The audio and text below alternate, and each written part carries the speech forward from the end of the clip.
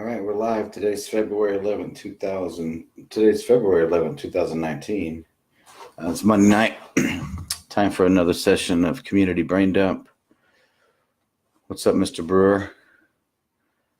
Hello, everyone. So today is, again, Monday the 11th. I'm doing another segment of Community Braindump, and this is essentially where I just open up the floor to anyone who has topics, math-related topics or topics related to howdy to yourself, Mr. Burr. Any topics that people might have that are relevant to maybe some struggles that they're having at home helping their children. Hello, Robin. So pretty much doing this to, I was actually cheating and trying to see if I can see myself live. I don't think I can watch. Can you watch yourself? Oh, I can watch myself. I'm not going to watch myself. Anyways, so again, this is Monday the 11th. This is my Monday night session of what I'm calling Community Braindump, where I just kind of open the floor to people who have questions or comments or struggles that they might be having at home mathematically with helping their children. So pretty much sit around. It's a really weird concept, but it's actually worked pretty well. I was doing some numbers today. I was kind of crunching some numbers, and it turns out that this is pretty interesting. Thank you, Robin. I hope it's working. Because let me just say this, Robin. Thank you, because I did some math today on the numbers from the videos that we've been doing on Facebook alone. I've posted 5 videos on Facebook, all related to the topic of mathematics and struggles that parents are having at home. And here's some serious numbers for you. So this is the exciting part. So I've had 5 videos posted on Facebook with 59 shares. So 59 times the videos have been shared. So I'm averaging about 12 shares per video.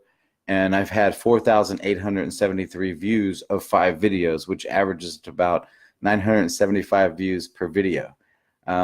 If you exclude the first video I did, because the very first video that I did on Facebook about 7 weeks ago, well, actually about 2 months ago, where I was announcing my efforts to start helping reach out to more families that might need help with math. That video got 2,600 views. So if you exclude the first video I did that had 2,600 views, I average about 570 views per video. So here's the really cool thing. If I can stay consistent with those numbers, this video will be viewed on Facebook about 570 times. So why is that important, Bobby? Why does that matter? Well, number one is I'm not doing the video series on Monday nights and Thursday nights for Bobby because I don't get paid for it. I've just been teaching for so long that, again, I keep reminding everyone, I want to kind of retire from teaching mathematics, but I don't want to walk away from teaching math with worlds of knowledge that I have of working with different types of students. 99.9% of them are all struggling students. I've never had a student show up on my door and say, hello, we're an A student. Can you make me an A+ student? I've never had that. So the 15 years that I've been teaching mathematics, it's been a collection of students from as young as 3rd grade through college math with GED and exit level tests and then entrance exams to military or college. It's been people like that knocking on the door saying, I can't, or I'm struggling with, or I'm not able to. So all the years that I've been teaching, all my audience, all my student base has been people who have been struggling with mathematics. So I feel like I've got all this world of knowledge and I got all these things that I can bring to the table to help families. So again, I'm doing the video series because I don't want to walk away feeling like, hey, I could have left more on the table, or there was more information I could have shared with the world to help people mathematically, to help families, right? And tutoring privately is awesome. You know, the one-on-one tutoring that I've done for years, that's awesome. Just like working at the college was awesome and working in the school district was awesome. But I still feel like there's a wider audience, you know, the whole world, much less the 51 million people who are in the 51 million students that are in kindergarten through 12th grade in the public school system in the United States of America, 51 million. And majority of those students, majority of the 51 million people who are going to school between kindergarten and 12th grade in the United States are all being taught mathematics the same way. So if we're doing a great job of teaching mathematics one way to the 51 million students in public school, we're going to be like one of the best nations in the world, right? But remember, we're ranked at the bottom. And I don't mean this disrespectfully, but America is ranked at the bottom of ranked nations mathematically. So 51 million students are all learning math one way, you know, this common core, common curriculum, same school system, and we're at the bottom. So I'm doing these videos. Hey, Richard, I'm doing these videos because I want to leave and impart as much as I can to help parents and grandparents and aunts and uncles and community leaders and advocates and tutors and volunteers and dogs and cats, whoever helps a child or an adult student with math struggles. That's the whole point of these videos. So those of you that do watch the videos, or you just kind of come in and leave, I'm hoping for feedback. The feedback has been phenomenal. I've gotten tons of comments.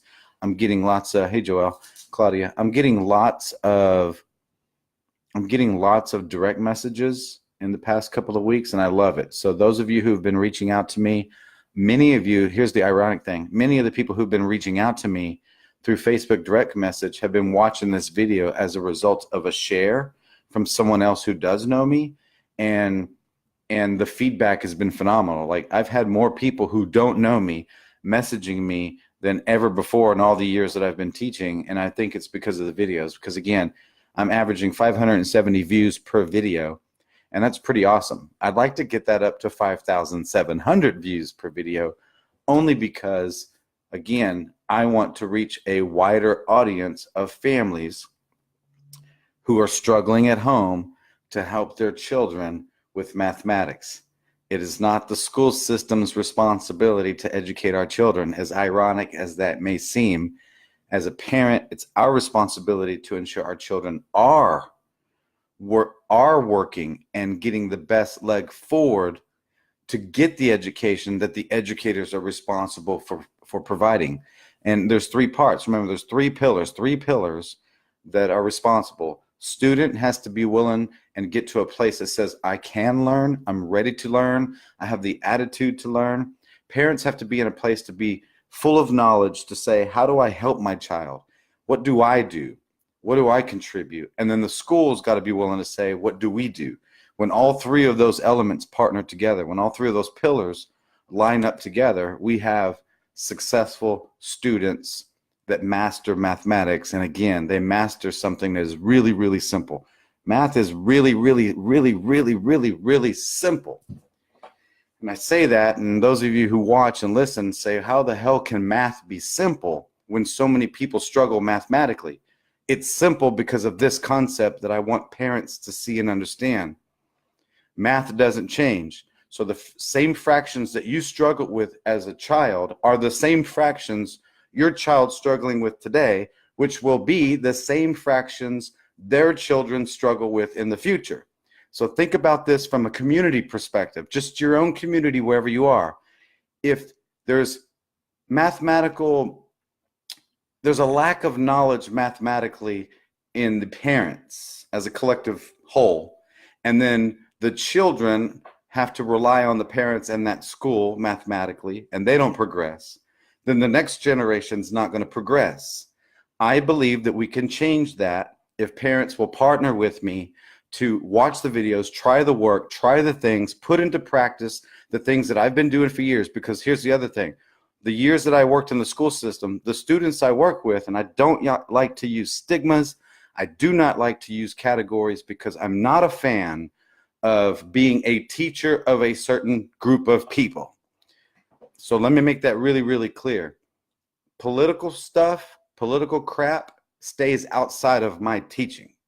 Meaning, I don't teach brown kids or black kids or white kids or purple kids or polka dot kids. I teach children who want to learn. That's number one. It's very, very important that people understand that. I also don't partner with groups based on patterns or colors to help children because of the way I might look or where I come from. I don't do that either. I don't care who the organization is. If an organization says, Bobby, we need help, and these are our children, and they've got 3 legs and a horn, then those are my students. I've just happened to only work with children who come from neighborhood schools that are predominantly 2 races, that predominantly have low scores, that when I walked out of that school with those kids, we had badass scores. And that's a fact. Is it because of some magic of Bobby? No. It is a gift that I have, but I believe that there are some barriers we have to break through, that if we can't break through them within a system, right? There's a system in place. It's not at fault, but it's a system. Something is only a system because it quantifies as having rules and processes in place, right? We can't change a system, but we can partner with the system as parents and as advocates at home to help our children, and that's what I'm doing. So again, the whole point of that whole speech was thank you for those of you who've been watching. Those of you who do watch, I want to ask you, continue to share the videos with people. Remember, 51 million students in the public school system in the United States of America. 51 million. That's a huge number from kindergarten to 12th grade. All together learning a system of mathematics, and we America are at the bottom of ranked countries in the world. I want to reach the demographic, which is as big as I can get, to reach families who will say, or community groups, or groups of tutors, or I don't know, just people in general who say, we want to break that mold. What can we do to help our children? So the 570 people average views I get per video, I'd like to see that become 5,000. Those of you who watch and you believe in the vision of what I'm trying to do, because I don't get paid for this.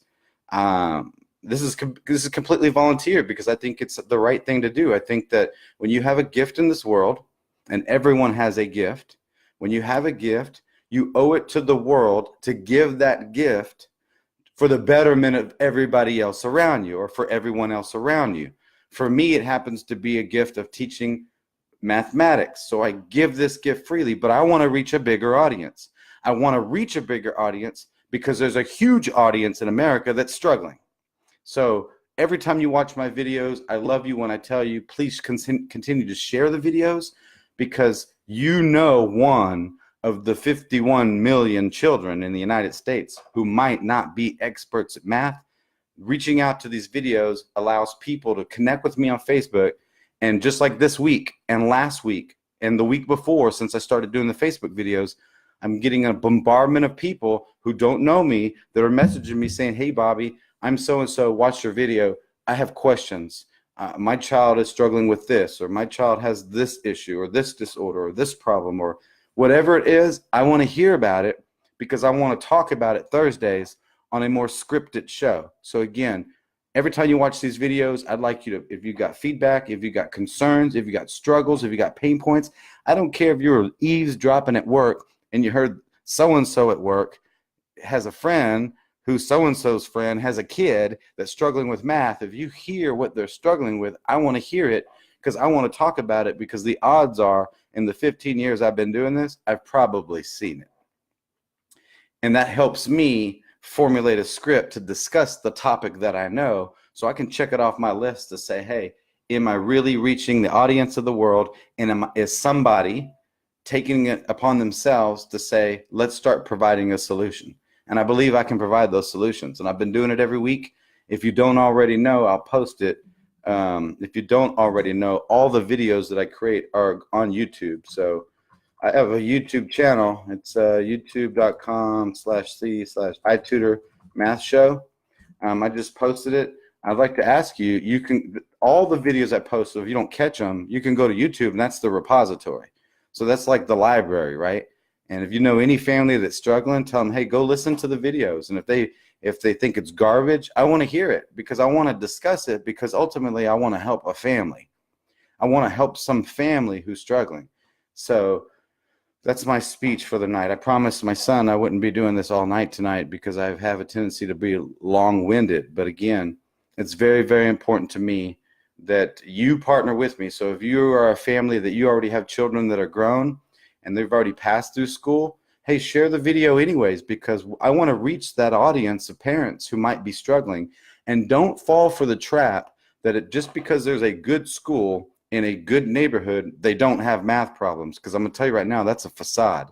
Because here's the thing. If you ask yourself, every time you hear somebody say, oh, it's a good school, ask yourself, what are the adjectives that people are truly using to describe that good school? Usually people say it's pretty, it's got nice things, but that has hell to do with teaching.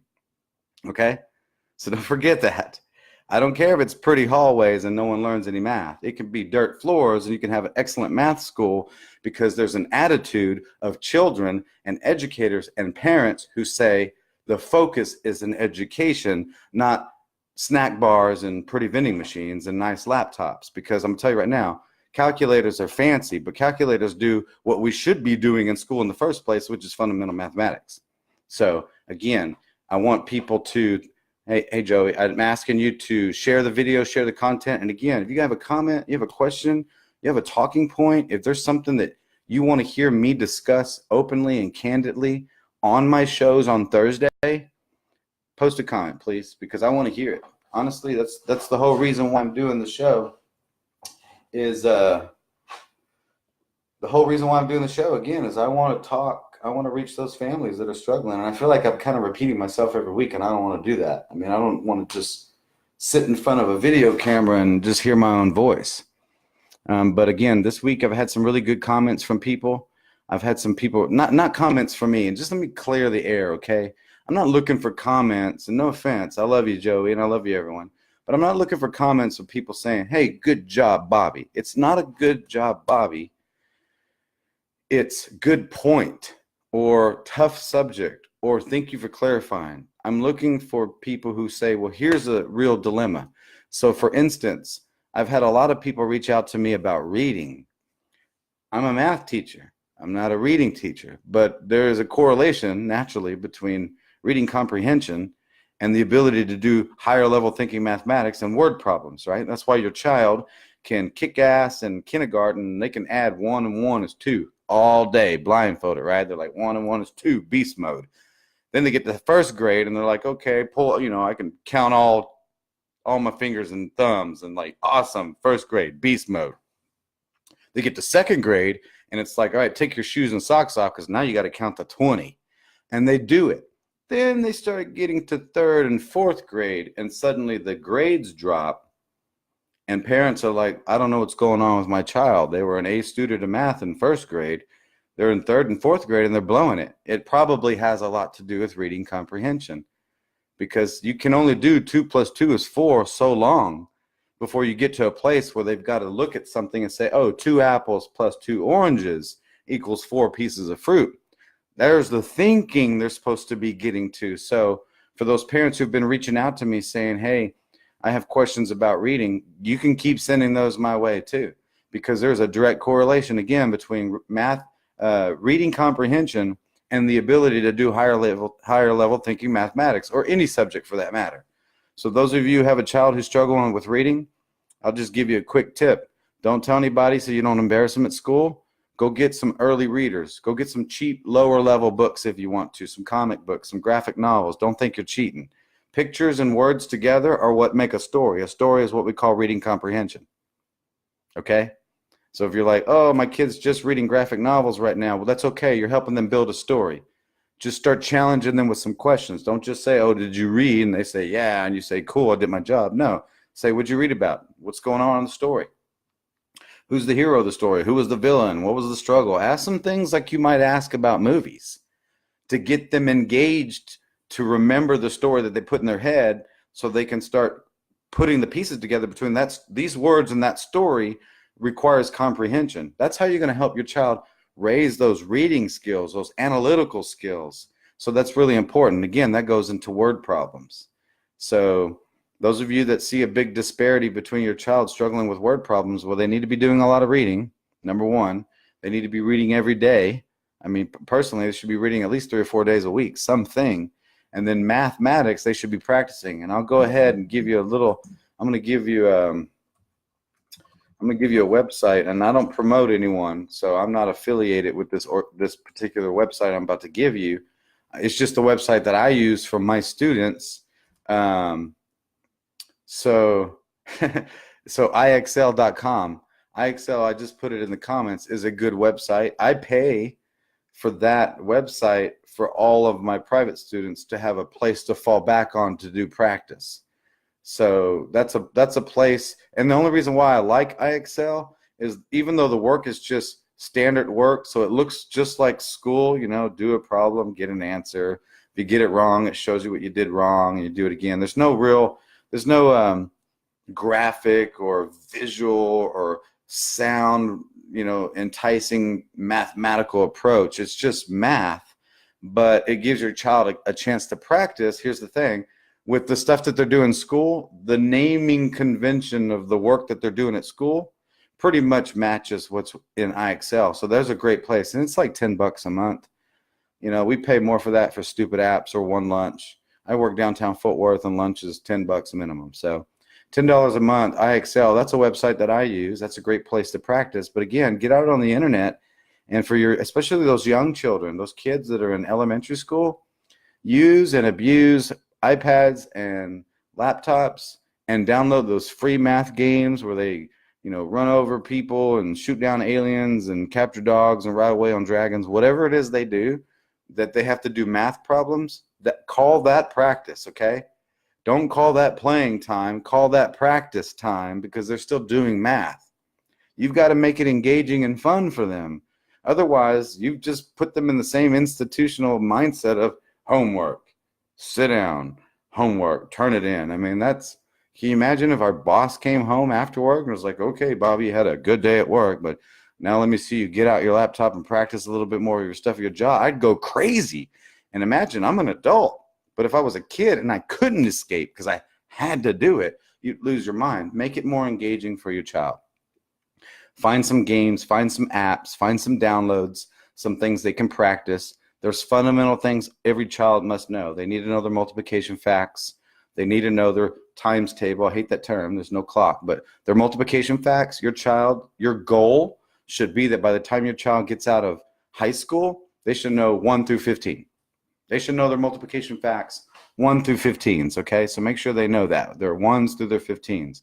You got to know standard stuff like that. So that's a great place to start to say, okay, what should my child know?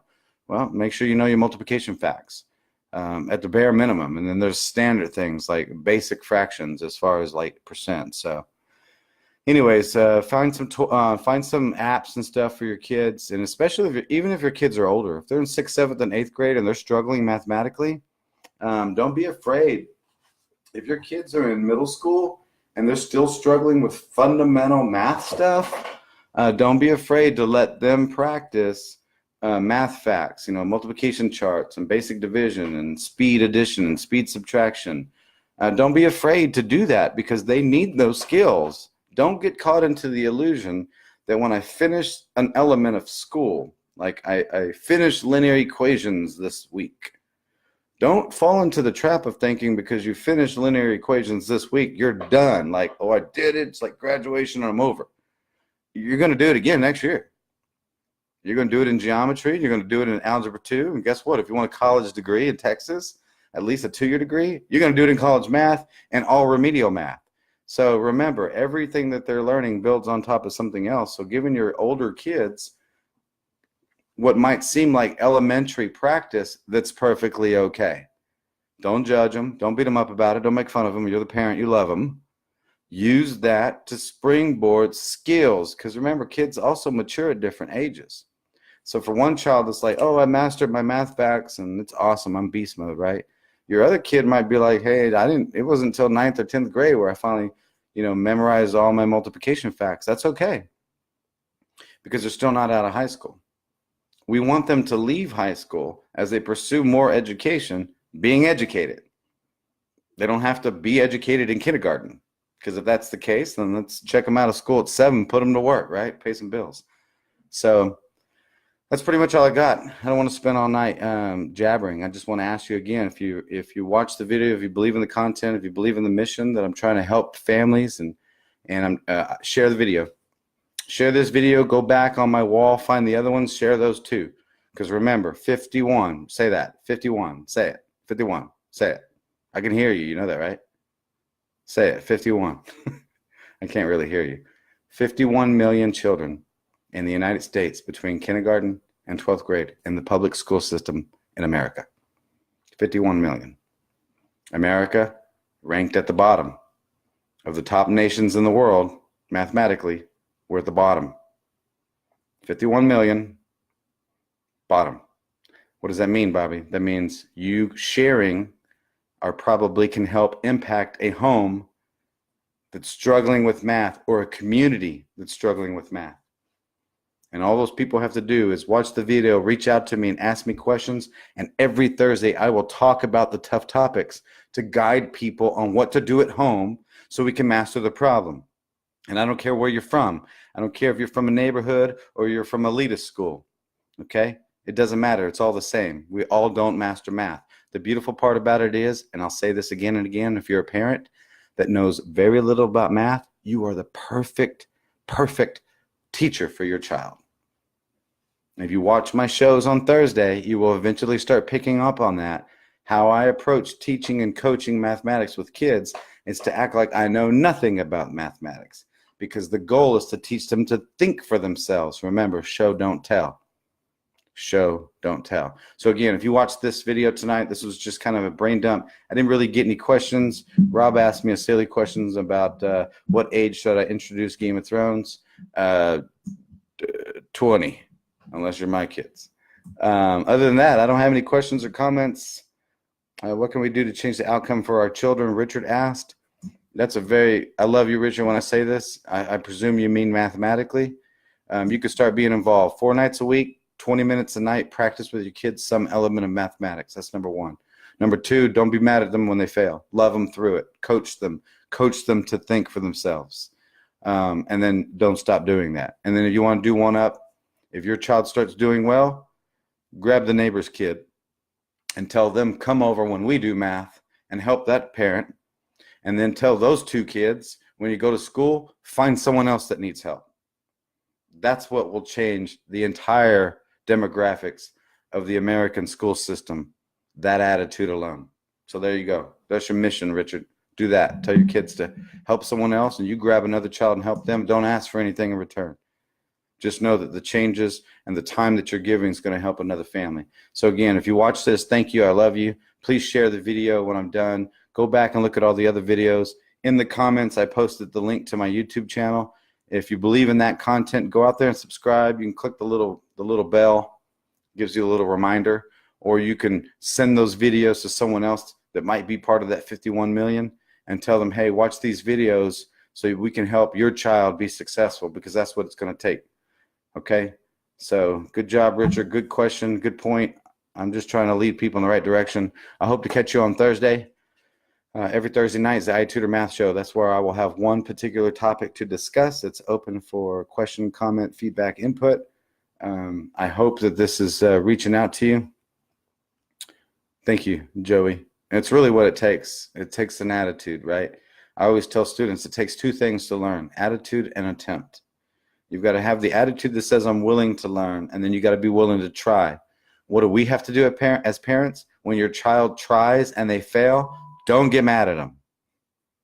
Applaud them for trying, and then encourage them to miss it again, and encourage them to miss another one, and encourage them to miss another one. Because here's the thing: if you leave a child alone and you tell them they can miss every stinking problem on practice or homework, guess what they're going to do naturally? They're going to want to not miss them, because they don't like being wrong, because they're just as pugnacious as we are. That's the reverse psychology if you want to. But encourage your child. Let them fail. Remember, you can't coach anyone if you don't know what's wrong. So them blowing some practice problems at home, it's going to help you as the parent find out what they don't really know. And again, like I said last Thursday, if you didn't catch last Thursday's show, go back and watch it. Go watch that video if you don't know where it's at. Look at the comments. I posted my YouTube channel. I'm posting these Facebook videos on YouTube. Go back and watch it, where I talk about how you can help your child in that particular area. So other than that, I'm going to cut out. I got 29 minutes and 43 seconds. I'm going to try to cut out at 30 minutes on the dot. Thank you for your support. Thank you for watching. Share the video. Tell your friends. Find a family that has a child and say, watch these videos and engage with this guy. Ask him the questions so you can be successful. Have a good night.